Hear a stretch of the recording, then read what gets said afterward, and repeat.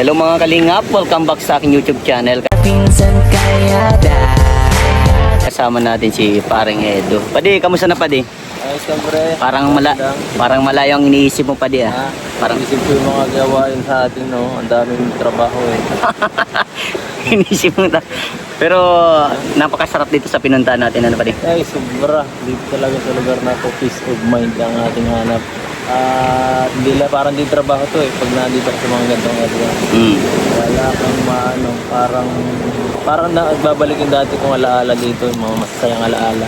Wow. Yung mga masaya pang grupo. Oh, parang may mga bagay kang hindi mo kayang kalimutan dito sa lugar na to, ano? Yes. So, kaya kami siya na balik-balik lang minsan sa gato para ma-refresh ba gano'n. Ganda. Diba? Ayan po mga kalingap. Si Paring Edo po ay peace of mind ang gusto muna. Kalimutan mo na muna yung mga bagay na nagpapagulo sa isip mo na Padi. Wala naman ang nagpapagulo dito guys. Wala na daw nagpapagulo. Ang magulo yung ating mga gawain dito. Dami. Dami hectic ang schedule na Padi. Lagi. Sobra. Yan. Kaya ayun, ito yung parang muli namin pagsama ni Paring Edo sa pagbablog. Talagang tagal na Padi. Tagal na bro.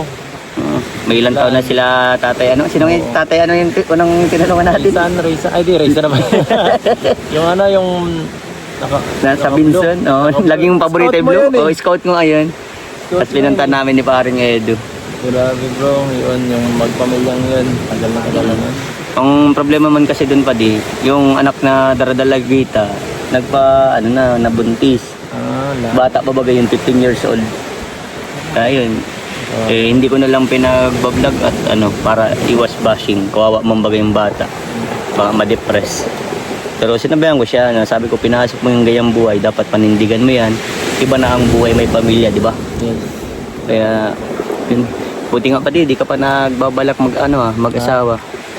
Yung nga inaayos pa ako bago ko yung gawin. Yun, tama yan. Yan ang maganda Padi, bago ka mag-asawa. Ang mga bagay-bagay na ganyan, mahirap yung pasukin. Kasi dapat yan, yung settle ka na talaga, mayroon kang income na talagang, yung hindi mo na po problema yung panag-asawa ka. Kahit mawala ang iniisip ko kasi, kung magaganyan ako dapat, kahit mawala man ng vlog, dapat kaya kong sustentuhan yung magiging pamilya. Kaya ayoko nung basta-basta gagawa ka dahil malakas ngayon. Paano pag bumagsak bigla? Mahirap na. Pero dun sa future magiging asawa pa din, masasabi mo, mag-ready na siya. Wala. Ano masasabi? Kung sakali Padi, di naman natin alam kung sino yung magiging future wife mo. Hindi na kailangan mag-ready kasi ako na naghahanda eh. Wow! Sa bagay, nakikita ko naman kasi sa'yo Padi, talagang... Makikita mo Padi sa mga pupuntahan na mga meron pa. Yeah! Ililibot pa kita sa ating mga pinagagawang project ngayon. Wow! Kumbaga Padi, naka-ready ka na kapag dumating siya. Yung darating na lang siya, ready na ang lahat. Wala nang isipin. Wow naman. Napakaswerte nung babae na yun Padi. Kung sino man yun. Yan ang Padi. Tama yung ginagawang Padi na... Single lang bro ako. Single, wala nang isipin.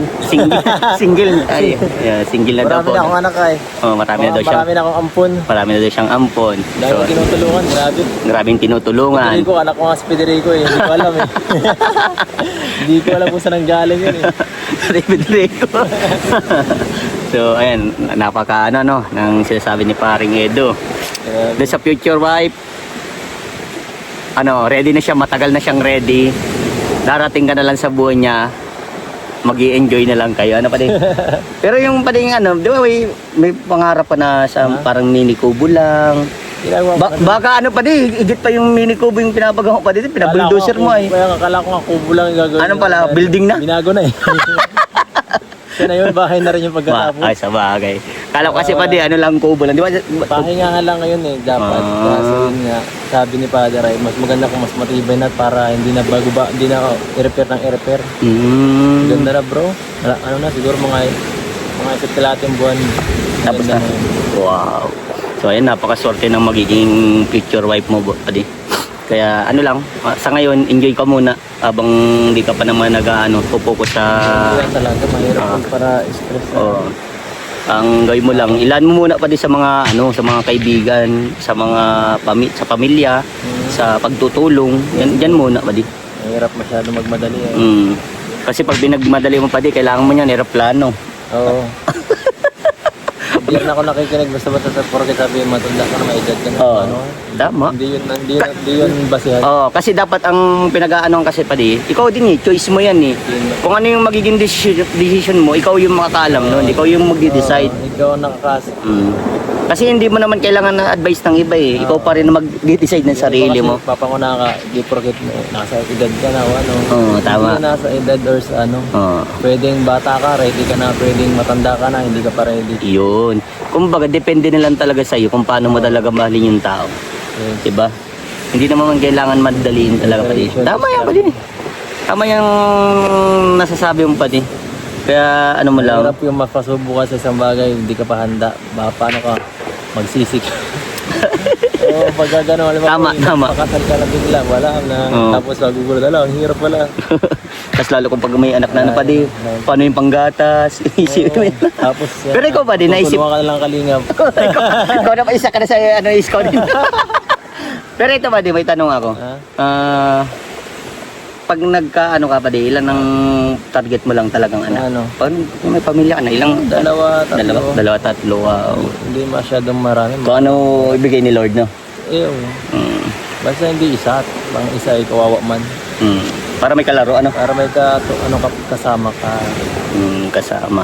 Tapos mabili ka din pa ding bangka para pasyal kayo, tawid isla. Kasasabi mo dun sa anak mo pa di, ito yung ginagawa ni daddy mo noong panahon. Parang ang saya nun, parang gaya kay Kalinga para baga kasama yung pamilya sa pagtulong ngayon. Parang gusto mo din, gagawin mo din ata yung balang araw. Hindi ko alam pa din. Pero nakakatakot pag magganto dagat, kasama yung pamilya mo, di ba? Nakakatakot. Buti kung maganda yung nasakyan. Nakakatakot yung gantong gawain natin, mahirap eh. Pag mga yung ginagawa kong ngayon sa bahay, maganda yun. Wow. Para sa amin talaga nila ng pamilya ko, nila mama, tapos relax yung bahay ngayon. Parang ganun dati kasi eh. Maibalik yung parang ganung style ng kabuhayan. Parang simple lang. Kaya malaki talaga yung binili kong lote din. Yun ba ang gusto mo sa buhay mo ngayon? Maging simple lang yung... Parang pagka medyo sapat na yung mga nare-receive ko eh. Tapos, siyempre, pagka gano'n, minsan may hinahanap ko pang iba eh. Parang iba na. Gusto mong simpleng buhay. Payapa lang. Yun, kaya gano'n. Yung ginagawa ko. Yun ang parang nakagisnan ko rin dati ng kabataan ko. Gano'n simpleng buhay lang. Lola, gano'n lang kami. Kumbaga, pag bumabalik din... Kubo lang. Pero maganda. Pero masaya ka na nun. Yung kasi yung hindi kayang bili ng yung kasiyahan, hindi kayang bili ng pera yung kasiyahan. Grabe.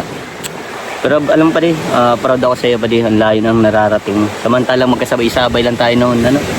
Pero mataas na talaga yung subscriber mo noon, pa din, kaysa sa akin, nagsisimula pa lang ako. Alam.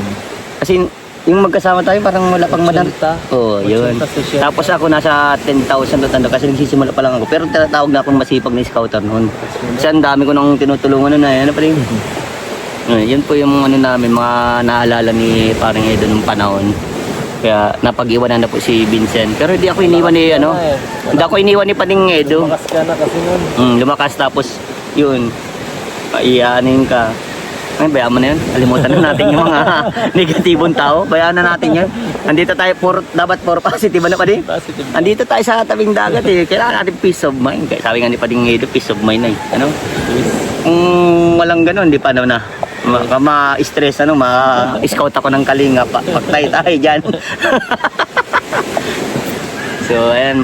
Padi, ano masasabi mo pa sa mga sumusuporta pa rin sa iyo?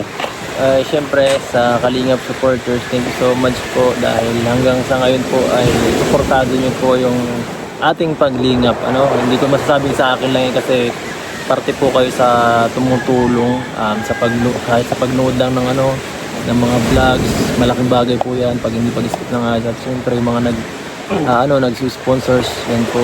Tulong-tulong po tayo, tayong lahat para makatulong sa ibang mga nangangailangan dito sa lugar natin. Thank you po sa inyo. Wow. So, maraming salamat din po sa lahat na nagsusuporta sa amin. Lalo na kay Paning Edu, sa Team Kalingap, Kalakaw Bal at Kalingap Rab. Sana patuloy lang po na panoorin nyo. Sana yung mga makakapanood dito, tapusin nyo po simula umpisa hanggang tapos ng dulo ng mga vlog namin. Malaking bagay yun at hindi nyo pag-skip ng ads. Yun po, supportan din po natin si Paning Gilo Mags. Yan, i-scouting ko na din po yan at medyo na na din po ay Nag-edit yan. nag-edit na. So, ayan, God bless everyone and bye-bye.